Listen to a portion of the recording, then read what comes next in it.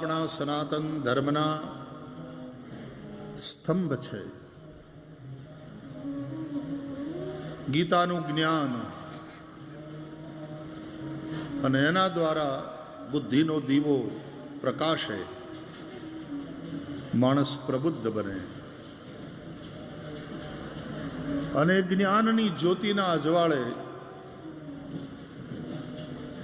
નિરંતર કલ્યાણ તરફ આગળ વધે, એની જીવન યાત્રાને એ સફળ બનાવે. ગંગા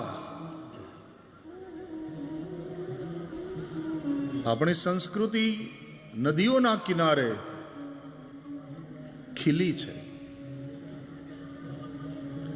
સિંધુ હોય, ગંગા હોય કે અન્ય નદીઓ હોય, એના કિનારે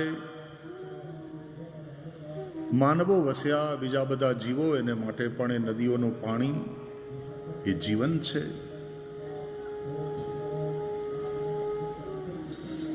ગંગા એવું જ્યારે બોલીએ ત્યારે ગંગાના માધ્યમથી બધી જ નદીઓની આપણે વાત કરીએ છીએ, કારણ કે નદીઓમાં ગંગા શ્રેષ્ઠ છે. નિમ્નગાનામ યથા ગંગા.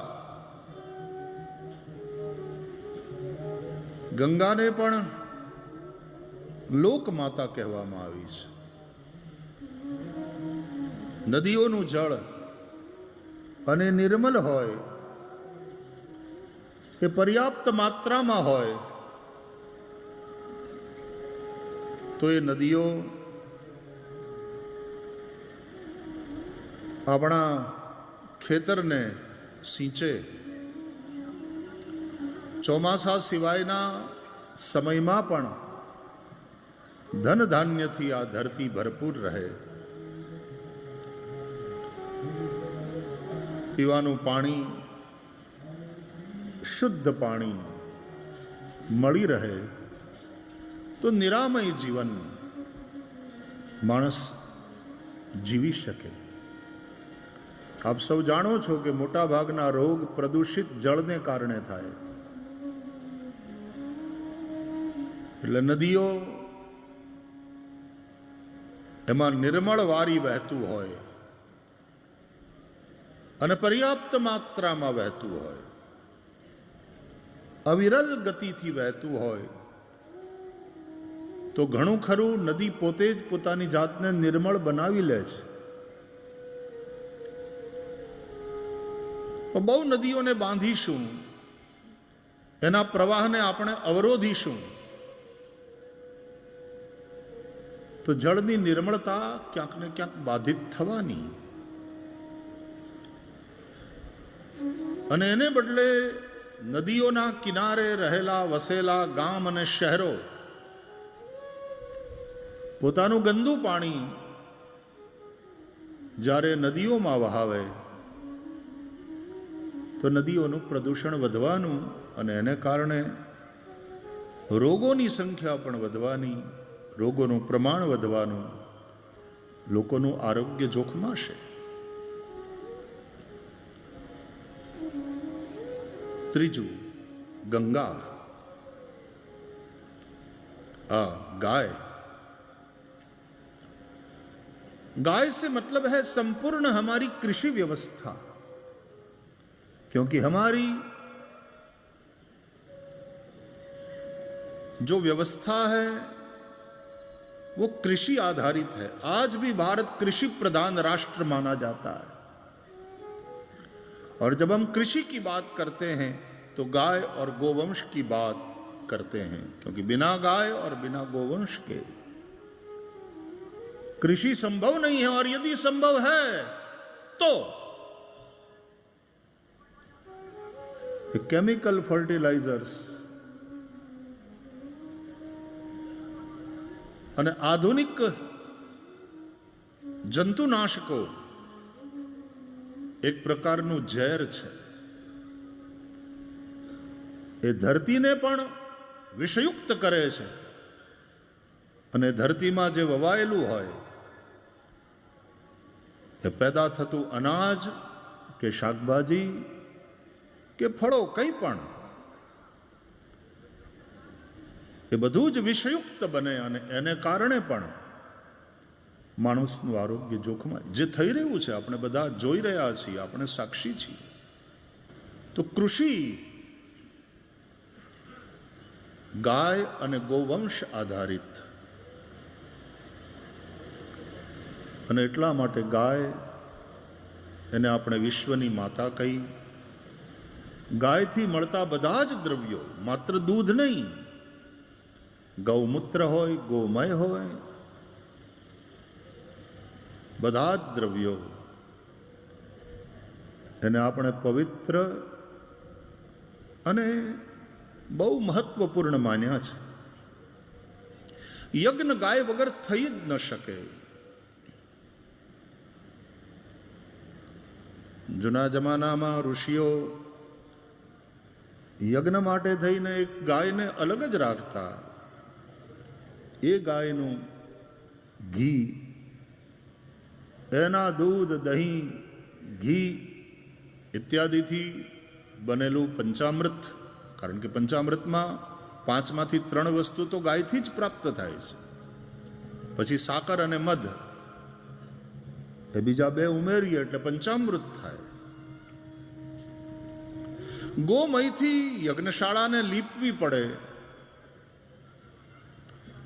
ગોમૂત્ર, ગોમય, ગોદુગ્ધ, ગોદધી, ગોઘૃત, એના વિના યજ્ઞ ન થઈ શકે. તો અર્થવ્યવસ્થાની પણ આધારશિલા છે ગાય. એટલા માટે ગાય અત્યંત મહત્વપૂર્ણ છે. ચોથું, ગાયત્રી. સંપૂર્ણ વૈદિક વાંગ્મયનો જો કોઈ સાર હોય તો એ ગાયત્રી મંત્ર છે. ગાયત્રીની ઉપાસના દ્વારા ઋષિઓની મેધાશક્તિ ખીલી છે. નિરંતર ગાયત્રીની ઉપાસના.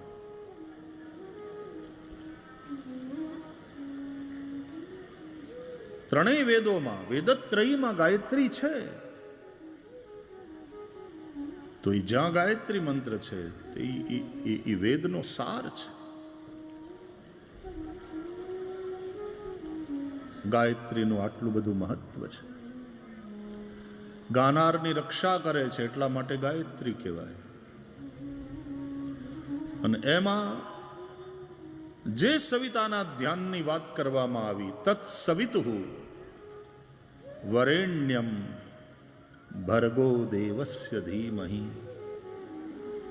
અમે સવિતા દેવના શ્રેષ્ઠ તેજોમય સ્વરૂપનું ધ્યાન કરીએ છીએ. શા માટે? ધિયો યો નઃ પ્રચોદયાત. નઃ એટલે અમારી, ધિયઃ એટલે બુદ્ધિને, યહ જે, પ્રચોદયાત પ્રેરિત કરે છે, પ્રકાશિત કરે છે. શુભમાં પ્રેરિત કરનાર, નિરંતર કલ્યાણના માર્ગે ચાલવાની પ્રેરણા આપનાર ગાયત્રી છે. એટલે ગાયત્રીની ઉપાસના ન હોય તો માણસ ભટકતો જ રહે, અથવા તો ગેરમાર્ગે જાય, ખોટા રસ્તે જાય. અમે એ સવિતા દેવના શ્રેષ્ઠ તેજોમય સ્વરૂપનું ધ્યાન કરીએ છીએ.